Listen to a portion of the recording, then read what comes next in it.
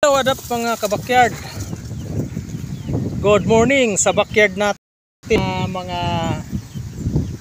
alaga panabong. I-share ko lang sa inyo mga kabakyard para hindi magtagal lang yung mga sisiw sa brooder. Yan, gagawa kayo ng ganyan.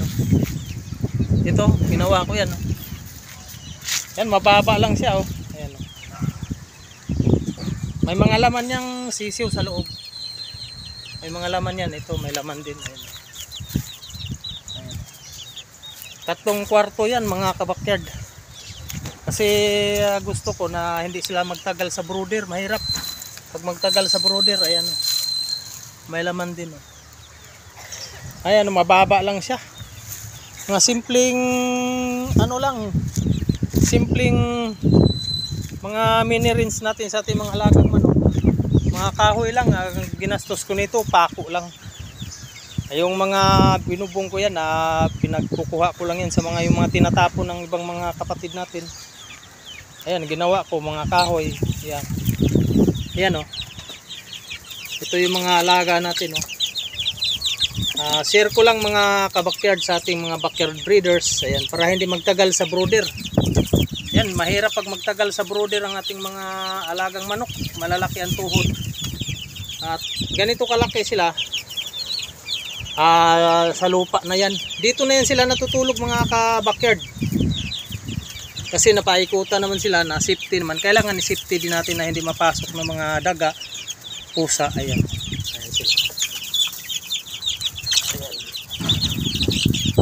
Sa akin mga kabakyard, ngayon na medyo natuto na tayo sa pagbe-breed, pagre-rain sa ating mga panabong. Ganito, gagawa tayo ng ganyan, maliit lang. Ayan, kwarto-kwarto ba? Nasa lupa, importante. Ayan. Ang sa akin mga 2 linggo mahigit sa brooder na medyo ganyan kalaki, yung maliit na yan. Ayan, ayan. Dito ko na nilalagay yan. Tapos pag medyo malaki na sila, lilipat ko naman dito sa kabila. Dito, kabila na yan. Pag medyo malaki na sila, diyan naman sila. Tapos pag medyo malaki na, doon naman sa kabila. Tapos pag yung malalaki na talaga, gagawa ako dyan sa baba. Ayan, paituutan ko ng net para medyo malaki ang kanilang galaan. Share lang mga backyard sa ating mga backyard para importante yan mga kabakyard. Natuto rin ako sa mga kapatid natin sa YouTube nga ganito. May napanood ako kaya ginaya ko at gumawa talaga ako ng ganito. Ayan, maganda sila, talagang healthy. Tingnan mo, talagang dito na yan sila natutulog. Ayan, nilagyan ko lang ng mga damo-damo para yung mga ipot hindi mamaho. Ayan. Share lang mga backyard, sana may natutunan natin mga backyard breeders.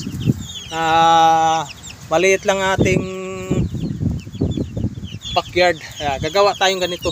Mahirap pag tumagal sa brooder. Talagang experience ko na yan, matagal sa brooder, mga 2 buwan ako, 1 buwan mahigit.